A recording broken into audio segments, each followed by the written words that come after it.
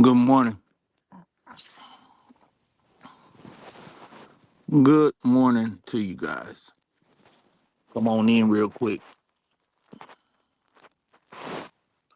Hold up. Come on in.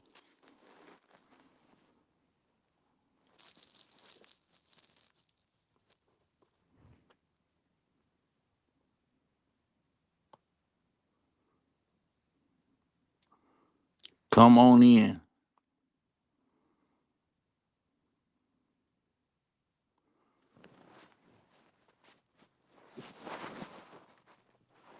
Good morning to you. Good morning.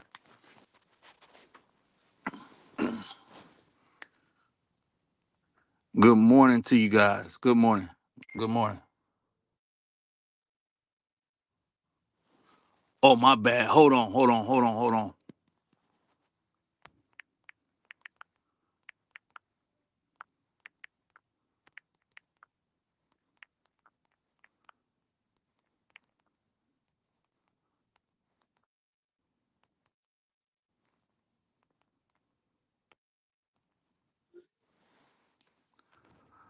Hold on, y'all. Let me know if y'all can hear me. My bad. I did not mean to go live. Um, um, Not considering other people who may have already thumbnailed or created their lives or anything like that. Give me just a few minutes. I'm not even gonna be live long because I'm actually I want to go live on this and do it justice. You understand what I'm saying? And I know right now I wasn't gonna be able to do it just as I would like. So I will be going into this subject in a deeper um I want to definitely do this with more evidence in presenting it. Um I want to make certain that we dive into this attack, this crazy attack that um that people are now trying to come out the woodworks with. And it's not to say they're now trying to come out the woodworks with it, but you can tell that there is um reasons why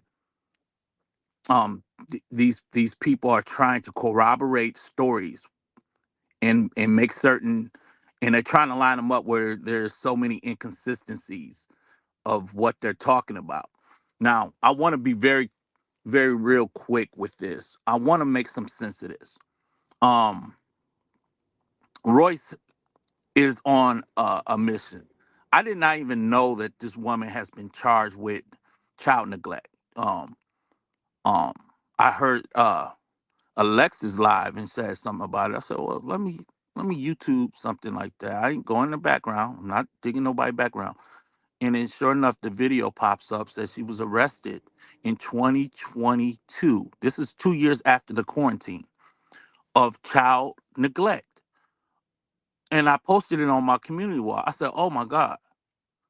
So when I was on Kevin Live yesterday, I said it was very irresponsible to have your child anywhere near whatever was going on at that time. And instead of you going to the child's room, you said that you walked over to Dwight. Now, here are the inconsistencies of the story. If she walks over to Dwight and she's talking directly in his face, and another person in the house says F you, Dwight doesn't seems to be in any type of sexual performances where they're having this conversation. Um And so she says that she ran and grabbed her son and went back into her room. Okay, if that's the case, we're gonna let you have that. Um, and we're gonna, that's what you're saying you had to do. Now, Cali, on the other hand, has always said he never seen anything rainbowish. Right? That's what he says. He never seen nothing rainbowish, um, ever. Um, but he said he heard moaning. Now, Cali has made multiple videos saying that he heard moaning. Or multiple videos that he said that Kevin had gave him a pre understanding of how things are going to play out when it plays out once he does it. And Cali said he 100% wanted to do this experience out of his own mouth. He said he 100% wanted to try it. He even researched it before he came over to do the experience.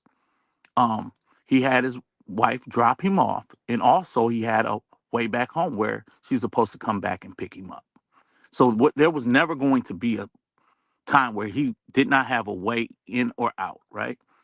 Um, Now, basically, what Royce is doing and saying is implicating everybody that was in the house, including herself, as people that was ready to be a part of a sacrifice. This is what I don't like, right? And I'm gonna be really quick.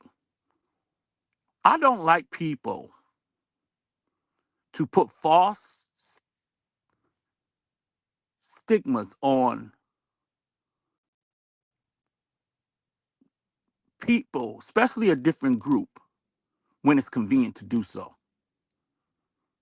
Because you've seen other pronouns that you say was in that house, you're automatically saying because they were there that they're actually there to do harm to someone in a sexual way, right? Isn't that homophobia? See, it's okay to be homophobic when it convenes you, but you're the same woman that went on Vlad TV and said you didn't know what that gay stuff was. You didn't see anything, but all of a sudden your story is now changing to corroborate with Callie's that you seen two people come out the bathroom. Then it was, oh, they were in the bedroom. It keeps moving around because there's too many things that you've already stated, and really y'all are trying to switch it up to fit Callie's story. This is very strange to me. That 2 years later you would get charged for neglect anyway, and Dwight was nowhere around. This happened in Winter Haven, Florida. It's very strange to me that you blaming Dwight for 17, 18 years of you not being able to be a strong black woman in society. This is very strange to me. Now, I want to understand any clinical expert that has any type of understanding of the psilocybin mushroom. I don't care if Dwight's uncle or his father or his granddaddy was the DA of Atlanta. You can go across this world and find a licensed clinician that will never jeopardize their license to tell you what the side effects of psilocybin and how it affects you once you've taken it and consumed it. And everything that they've seen and heard, they would say that Callie was on a trip. They would say Callie was hallucinating. They would say that Callie was in a paranoia state of mind, extreme paranoia. But what they have tried to do now is take his paranoia and make it reality. And they're spinning out of control to do this, as if you can unexplain what we've already seen or heard out of Callie's own mouth. Now, for Callie to say that he was going to be harmed, you're now saying now everybody that was at that home needs to come out and tell us a testimony, because what it's saying that everybody there possibly was in on it. Everybody. So to say that giving fruit, offering fruit, whatever, I just don't understand how that can. He said that also he seen somebody texting with their phone when they shouldn't have their phone. Now I can agree with that. If somebody told you, hey, you're not allowed to have your phone, but somebody else have theirs, you would question that as to say, wait, man, you ain't supposed to. He said you ain't supposed to have your phone here. Absolutely, absolutely, absolutely. But once we understand that you was not being held hostage, you wasn't being held against your will.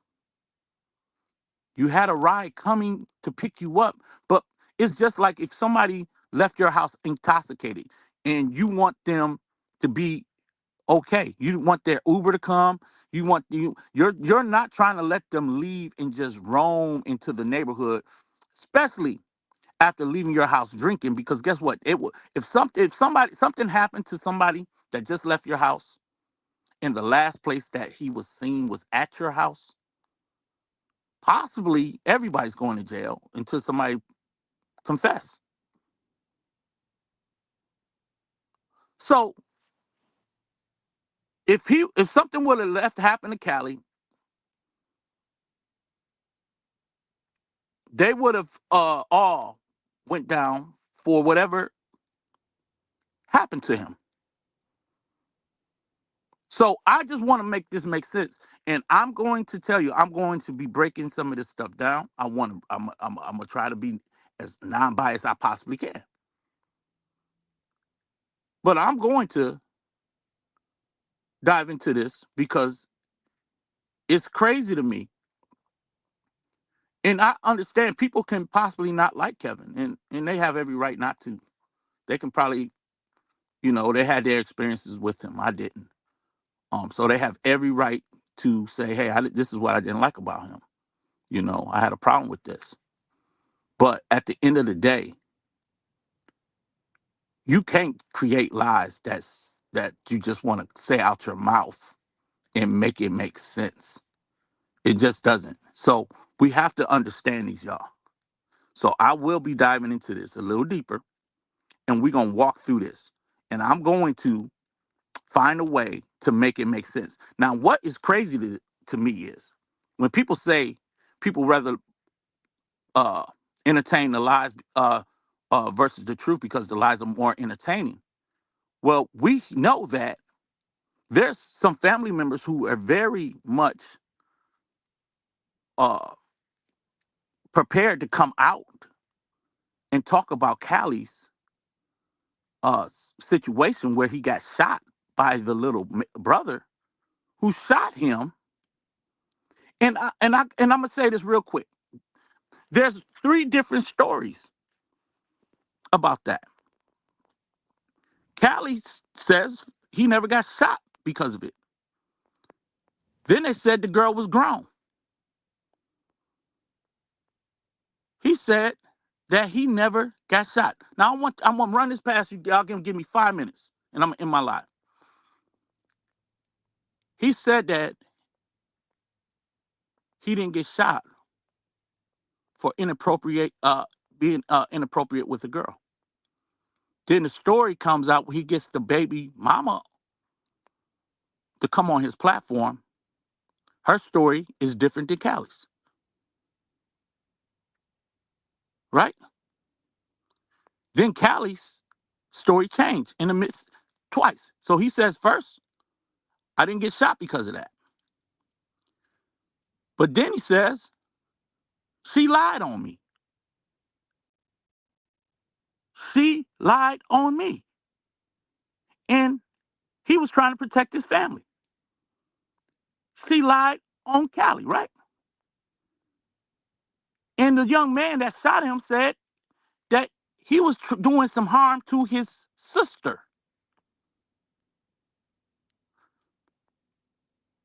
The boy's mom gets up on her on Callie's platform and says, "Well,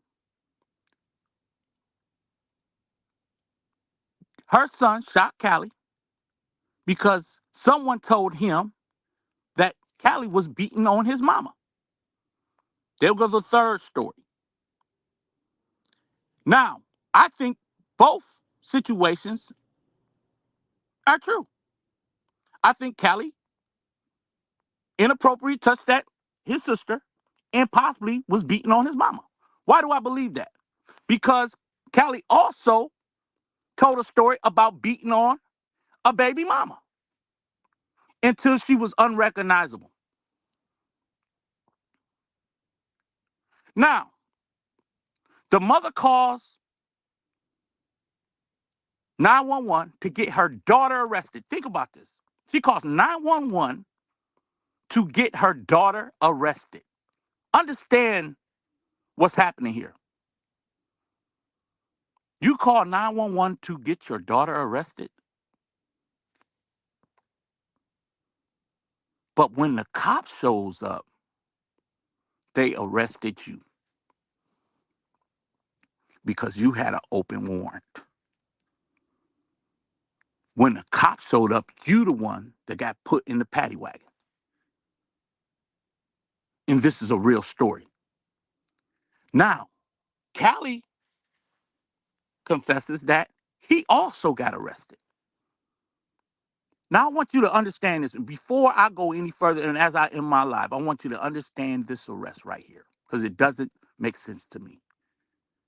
I'm still confused. He said he got arrested because they needed him to testify against the person who shot him. So they came and got him for his testimony.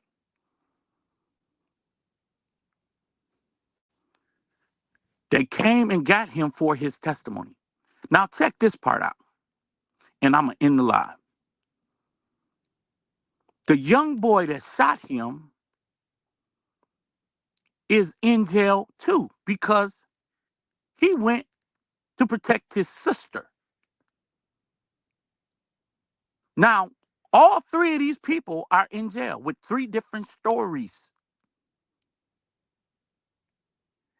If Cali is the victim of a shooting where he did nothing wrong, and it's only his testimony that he got arrested for because he's the victim, why would a cop be picking him up by his neck, getting ready to harm him in a hallway, tell him get on that stand and testify? Why is that happening if he's the victim of the shooting? I'm confused. And this is D Ham. Y'all know what it is. I love y'all. Be great.